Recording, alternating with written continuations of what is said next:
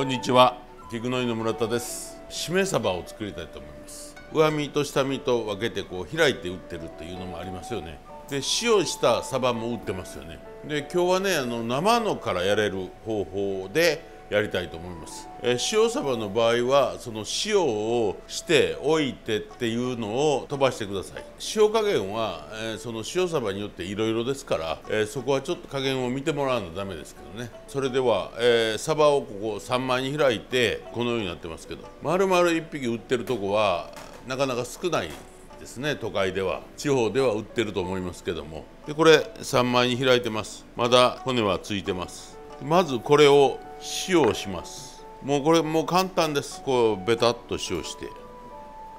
もうこの方法が一番簡単なんで、塩をまぶしてしまうわけですね。このようにもう塩がまぶりました。30分から1時間置きます。でこれを、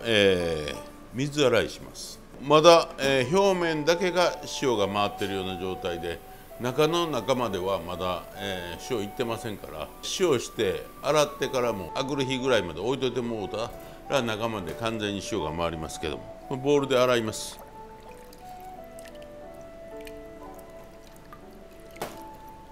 これつけたままにしといたらダメですよ。全部回った塩が抜けてしまいますから、周りの塩は取って、で水気はよく拭きます。この塩をする一番の理由っていうのは塩の味を入れるためですか？美味しいからしめ鯖というのは塩で締めて酢で締めてるわけですから、そのまま刺身で食べるっていうのは新鮮な、鯖があるとこは、やられますけども、塩で締めた方がいいと思います。ほんで鯖をこうやって生に近い状態で食べるときは、アニサキスっていうこの特に腹場の方に虫がいることがありますので、安全を、期するんやったら一回、冷凍にした方がいいですよね。冷凍にするとアニサキスは死にますんで、それから、解凍していただいて塩していただくというのが安全としては完璧だと思います。砂糖をやるレシピの場合はその理由はどういうところから？甘みの分子の方が早いこと入ります大きいですから、塩で締める前に砂糖すると甘みが入っていきますよね。こういうものに甘い味が必要かって、鯖寿司でもその砂糖してから塩するっていうのはありますけどね。スモークサーモン作る時なんかでも塩と砂糖を混ぜたり砂糖してから塩するとかいうのもありますけども、そうお好みやと思いますね。それから昔からの、しめ鯖は砂糖はしてません。はい、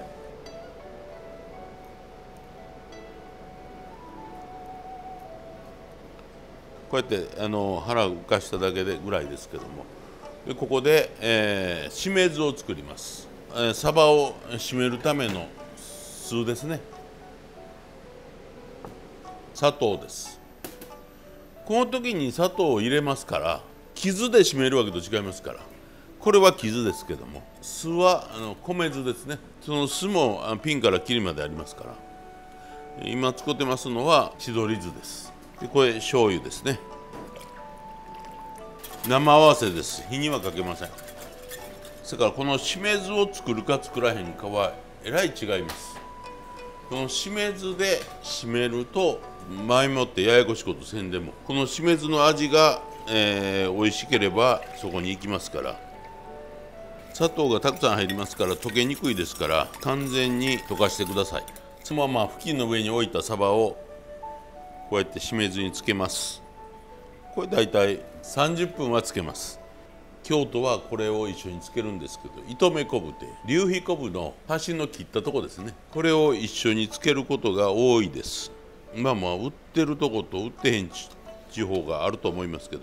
別にこれなかったも全然大丈夫ですけど、あしらいとしてはちょうどいいんで、これで30分ぐらいつけておきます。ない場合は本当なしでいいんですが、それとも昆布何かを一緒につけた方がいいんですか？昆布は入った方が美味しくなると思います。鯖自体の持ってるうまみ成分がイノシン酸ですから、昆布の持ってるうまみ成分はグルタミン酸ですから、昆布を足すことによって、より相乗して美味しくなる。でいろいろ考え方がありますよね。トマトのスライス一緒に入れればトマトも、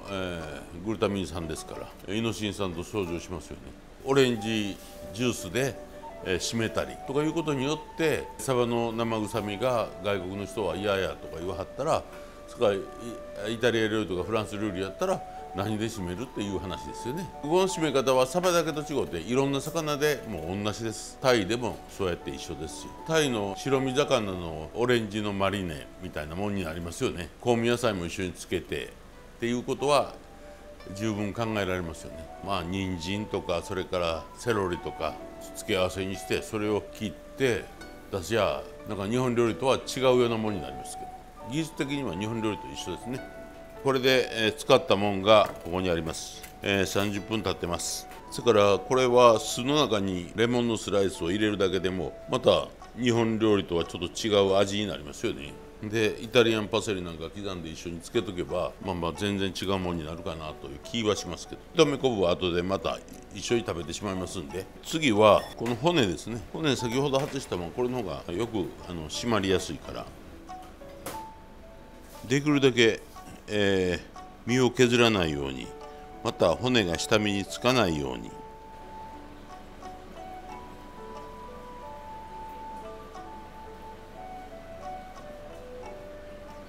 これで腹の骨は取れましたけども、この真ん中の黒い筋に取って骨が入ってます。それからこれは抜かなダメです。骨はこう入ってますから、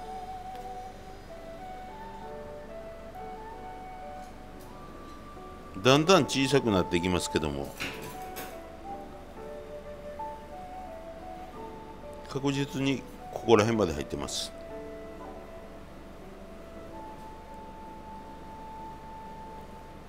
手で触ってみて、もうちょっとでも残ってるとね、口に当たると不快なもんですから、裏向けて、このサバには薄皮がこうありますね。これをもうあんまり勢いよく剥ぐと皮が汚くなりますんで、少しずつ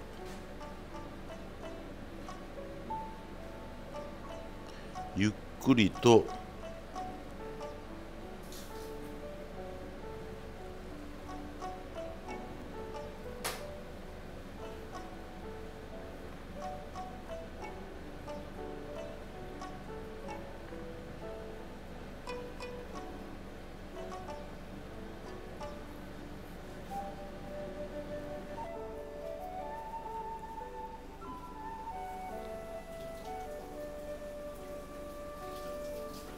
その今の途中まで切る切り方っていうのはどのような理由でされてるんですか？飾りもありますけども、後でまたつけ汁っていうんですか、酢生姜で食べるかわさび醤油で食べるかによって違いますけども、こうやってやっとく方がここに生姜とか酢の味が入りますからね。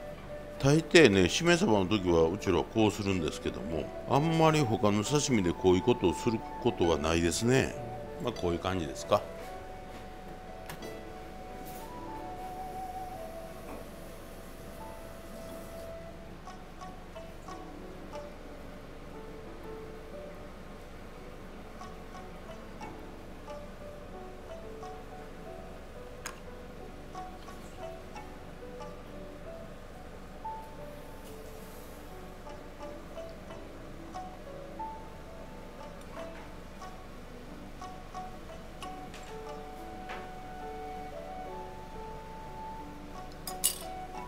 で上からしめ酢を今かけましたけども、はい、これで出来上がりです。